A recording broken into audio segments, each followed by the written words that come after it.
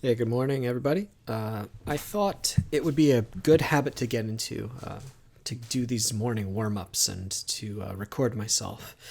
I finally figured out a way that would make me comfortable to do because sometimes when I'm drawing a page, there's a lot of stop and go, so I don't want to waste my computer by just recording me staring at a screen for 20 minutes and then thinking, and finally making one line.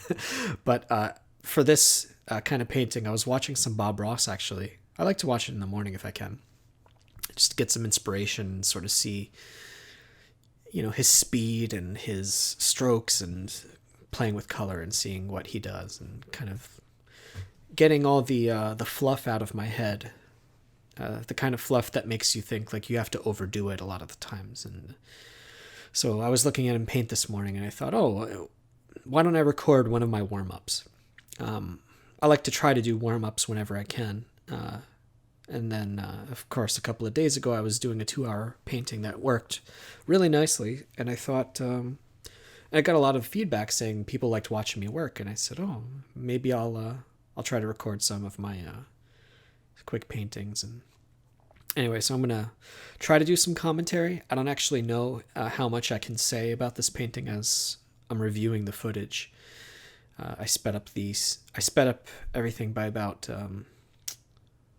3 times faster, I think. So let's see, it's 16 minutes of footage sped up, so 45 minutes this whole painting took. So yeah, I'm going to start. What I did was I started with a sky background, and of course where Bob Ross likes to do his everything in one layer, of course, because he's a painter. In this case, I'm trying to get the composition right, decide where I want some clouds. You'll see later that I actually completely changed my mind about how I wanted, where I wanted them to be and what colors I wanted. But for now, I'm just kind of blocking in some sky. They say at the beginning of a painting it's good to do, I guess they call it blocking. I'm not sure what the official terms are. Just kind of slapping down some colors, putting down some space, thinking about where you want things to be. So I put a random mountain here. I'm just trying to get some colors down and decide where in space that I want it to be. So I'm adding down some shadows here. It's kind of like as I was drawing, I didn't have a plan, but I kind of decided I wanted to do a floating island. And part of the trick here is, as I'm putting down colors, is to do what's called atmospheric perspective. An atmospheric perspective is pretty much, let's say your far background color is like a sky blue, a light sky blue. It's sort of a blending trick where I have a very nice green tree that's close to me, but the farther in the distance it gets, it starts being affected by air molecules. Basically, let's say the farthest color away from you, if you look at the horizon, is a light blue. If you had a whole row of trees starting with something very green and it goes farther and farther into the sky toward the horizon, they're going to eventually blend into that horizon color. And that's the basic trick of sorry, I got distracted by those colors. Right now I'm just messing around with the levels. These are all little shortcuts that obviously you can't do with paint, but it's, and of course moving the island around. These are things that I used to think were dishonorable at first. And I used to hamstring myself a lot, or handicap myself a lot, by telling myself it's dishonorable to do these tricks. But then basically I got over it. I don't know. I think if the end result of a painting is to communicate a story or please the audience, I don't think most people would care about how the image was rendered. As long as, for me, it's as long as my hand has pretty much put down all the strokes. I think the end result is more important than how I did it. I've always felt the same way with 3D and CG stuff. It's if the computer does too much, I kind of lose the illusion of a human hand did that. And I think I enjoy paintings more when I realize that, everyone knows what it's like to hold a pen. So, oh wow, someone holding a pen made that? That's crazy. So here I'm making more adjustments. As I go, I'm kind of changing the composition. I'm deciding, kind of zooming out more and more, because I don't know, it feels right. I'm just this painting and all of my morning warm-ups, or any of my warm-ups, are pretty much improvised. I don't really have a plan, and I like it that way.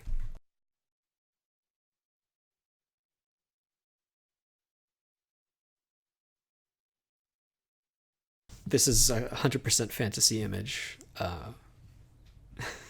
obviously. I don't know what those shapes are up there. And then playing around with the hue slider, which, if you wanted to make a sunset image, that's a quick way to do it. A lot of fun. But that kind of hurts my eyes. So, and this picture is just a, basic sky. And there I'm adding some shadows. I'm using multiply layers and screen layers, if anyone's curious. Screen layers are for light, and multiply is for shadow. There are other applications, but that's what I use them for. I also use color blending modes, if anyone's curious, as little shortcuts, and they're adding some atmospheric perspective. And then I started going into the details. So I guess you could call it macro, where I'm doing the image from really far away and then moving in and starting to do the details now.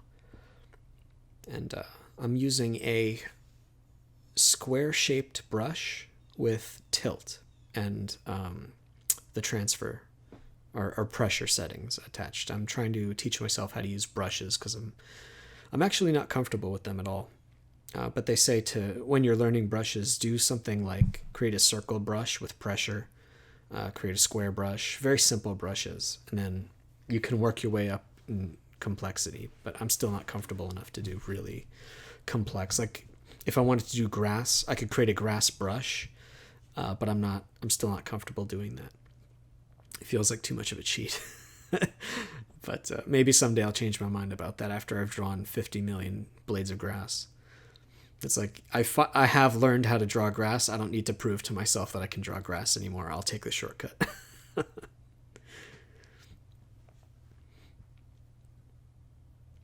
And clouds are a lot of fun. I've always said this, because there's no wrong way to draw a cloud as long as you stick to the basic rules of shading.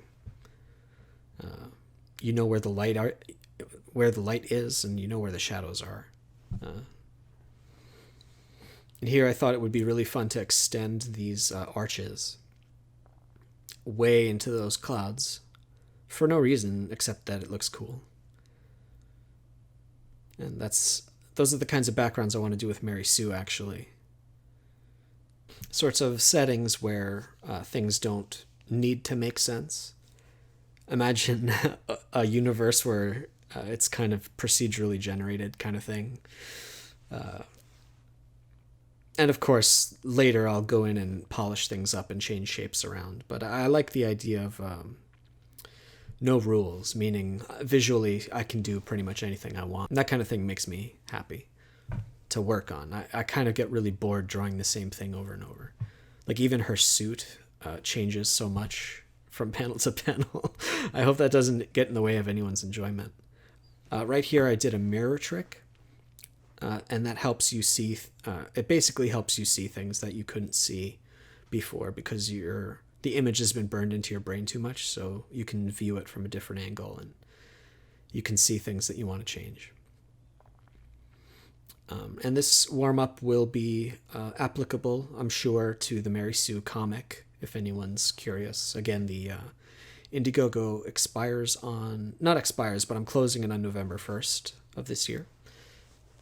If anyone's curious. It will feature settings like this in future episodes, depending if people want to keep reading the series, of course, which is my hope, and I'll be working towards that goal.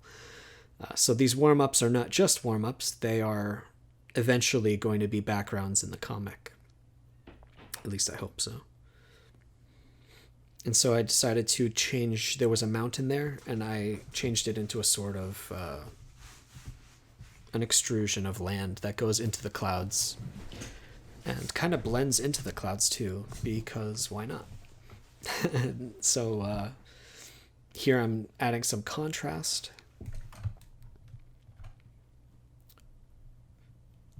You want to have nice bright colors popping to make those happy little trees show up, right?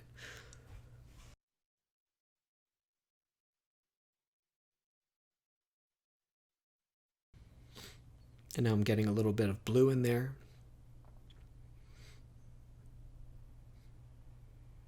To make it look like it's going further away. Because you want to pick up, again, you want to pick up the colors from the atmosphere way in the distance. Because then it gives the illusion that it's really far away.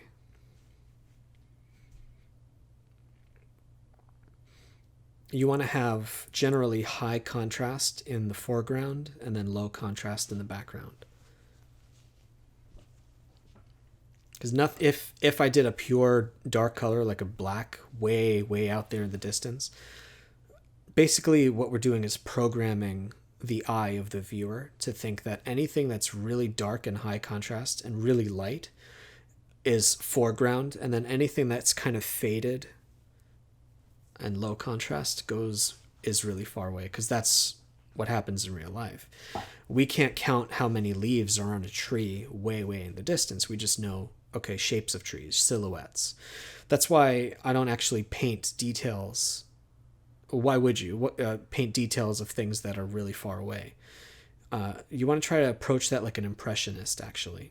Just kind of slap colors down. As long as it's the right colors, no one's going to notice that, that faraway tree doesn't have enough details or anything like that. It's not going to ruin the image, and it's just going to eat up your time. So part of comics is deciding what is worth your time and what isn't. Because you only have so many time or so many hours per day, and per page also. I try to spend no more than 16 hours on a page, and that's from start to finish, including color. Any more than that, I just think is inefficient comics making. I mean, 8 hours is the ideal. But 16 for really special pages, I guess, is permissible. But if you want to try to put out an issue a month, something like that, which I think I'm doing like one issue every 2 or 3 months at this pace, but I'm going to hopefully speed up. How can you ever finish your series at that speed, So part of these warm-ups is to train my hand to work as quickly as possible and ignore the details that don't matter. And the cool thing about these brushes that I'm playing with is that every little stroke looks like a piece of foliage. Again, Bob Rossing, right?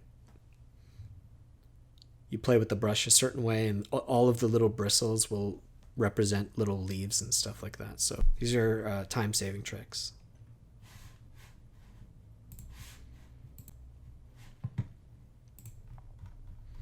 So now that the picture is almost finished, I'm playing with the levels again, increasing the contrast.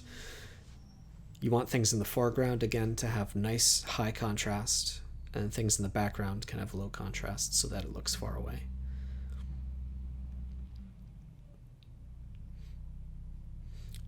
And I like images with depth because it feels like you can kind of fly through them.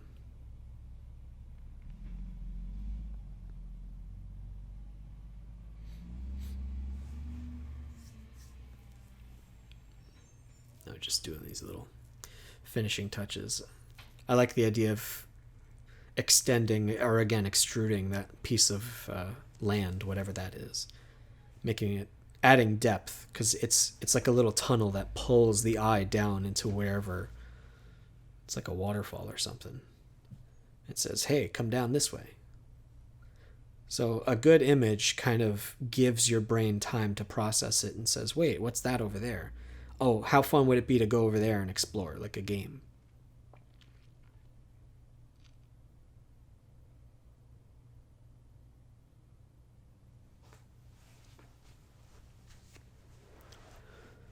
I think that's pretty much it.